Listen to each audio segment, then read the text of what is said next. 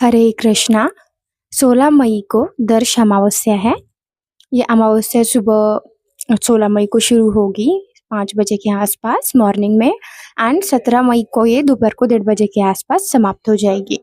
तो ये अमावस्या शनिवार को पड़ रही है, इसीलिए इस अमावस्या को शनि अमावस्या भी बोला जाएगा। और इसी अमावस्या के दिन वट सावित्री पूर्णिमा का जो व्रत है, अब आप सोच रहे होंगे मैं वट सावित्री पूर्णिमा क्यों बोल रही हूँ, क्योंकि महाराष्ट्र में इस व्रत को वट सावित्री पूर्णिमा बोलते हैं। और जो नॉर्थ साइड है, यहाँ पर जो वट सावित्री का व्रत होता है वो अमावस्या के दिन होता है। सो ये ज्येष्ठ अमावस्या नॉर्थ साइड मनाई जाएगी, लेकिन इसी अमावस्या को वैशाख अमावस्या दक्षिण भारत में बोला जाएगा। इसी अमावस्या के दिन कुछ उपाय जो आप करेंगे और आपकी जिंदगी में बहुत शांति लाएंगे। सो सबसे पहले अमावस्या पितरों की तिथि होती है। अमावस्या के दिन आप अपने पितरों का पिंड तर्पण श्राद्ध जरूर करें। कुछ नहीं आता है तो सिंपल एक छोटे से लोटे में, एक तांबे के पात्र में जल लीजिए, उसमें काले तिल डाल के अपने पितरों के लिए तर्पण परफॉर्म करें, पिंडदान करें। वो भी पॉसिबल नहीं है तो सर्व पितरों के नाम से पीपल के नीचे सूर्यास्त के टाइम पे दिया जलाएं, या घर के आंगन में पीछे की साइड आप दिया जला सकते हो। कहते हैं कि अमावस्या के दिन जो भी आप पितरों के लिए करते हैं वो पितरों की आत्मा को तृप्ति देता है, और पितरों के आशीर्वाद से हम जिंदगी में बहुत कुछ कर सकते हैं, आगे बढ़ सकते हैं।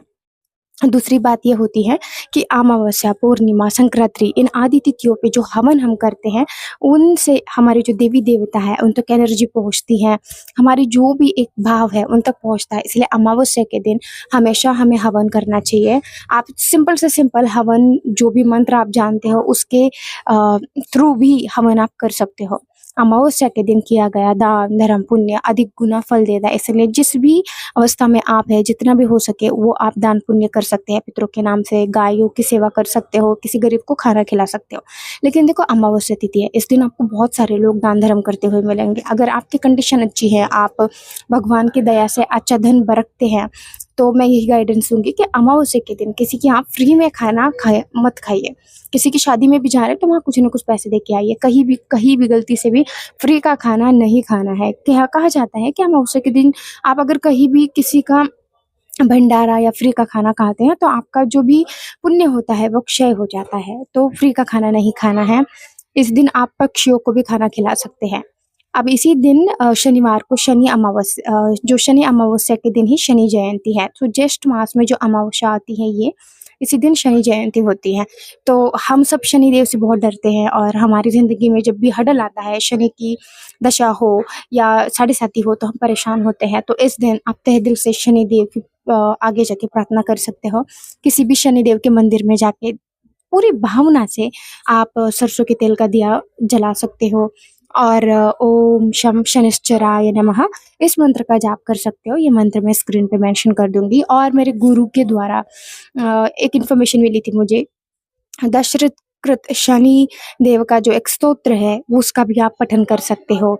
आप कर सकते हो तो शनि देव का तिल के तेल से, सरसों के तेल से अभिषेक जरूर करिएगा।